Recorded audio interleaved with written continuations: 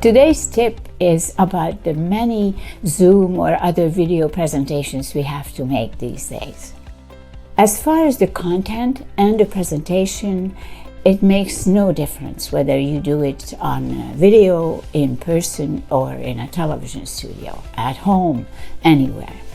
What makes it a little more complicated is that when you do it from home, you're the technician as well.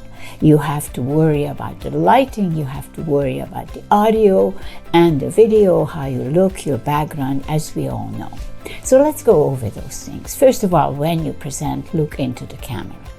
And make sure that the camera is not lower than your eye level, because if you're looking down, you won't like how you come across.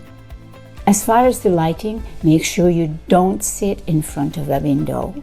Don't do backlighting. Do a very straightforward lighting and you'll be pleased. The background should be simple.